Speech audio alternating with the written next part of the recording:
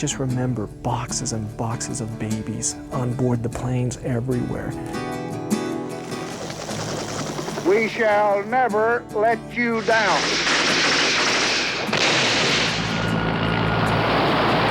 April 1975. The fall of Saigon was imminent. It was getting quite chaotic, and we were very concerned about the kids. Cheryl Markson is the executive director of FCVN, a Colorado organization that finds families for Vietnamese orphans. My mother, she handed us over to a Vietnamese worker at one of the orphanages. Tim Bosworth and his brother were among the thousands of orphans of the Vietnam War. We couldn't leave them behind. They were our responsibility. FCVN and 6 similar organizations asked the United States government to evacuate the orphans, but the government rejected their requests. Something had to be done. Refugees all over, the Army's coming closer every single day. World Airways was already in Vietnam flying cargo missions. The company's president heard about the orphans and then offered to take more than 50 FCVN kids to the United States.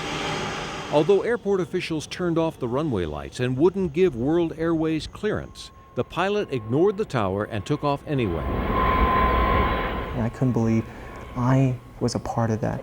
All of America saw the television, the newspapers about these kids landing, pictures of the little orphans coming in. The pictures were powerful. The next day, the United States government reversed its position and announced it would start making Operation Babylift flights.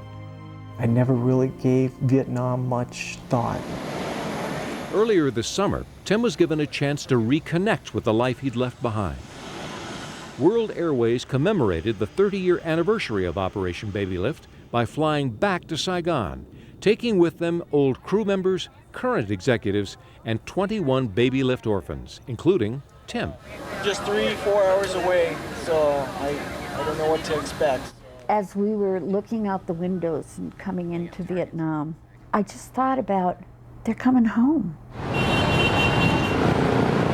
I was just in awe that I was chosen to have gone with this group of people.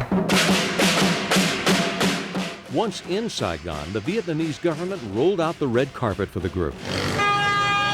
They also toured Saigon, finding the crumbling city they had left 30 years ago now thriving. The Vietnam that I saw as a 7-year-old boy is completely different. But perhaps the most moving experience was the visit to the Phu My orphanage. That's the part of the trip that knocked the young people off their feet. That was the lowest point for me, but yet it was something I had to experience. The visit brought Tim face to face with the past he had all but forgotten. Your life there in an orphanage can be utter hell, and it probably is for those kids. It was extremely sad. Everybody was very tearful. Despite the mix of emotions, Tim says he's just thankful for the opportunity to visit his homeland. Do you think you'd ever want to go back there and stay? You know, I love it here. This is my life. You know, it would be hard for me because it's truly a different culture. The Babylift managed to take out 3,000 children, and out of 3,000, they dug 21 up, and I was blessed enough to go along on this. It was spectacular.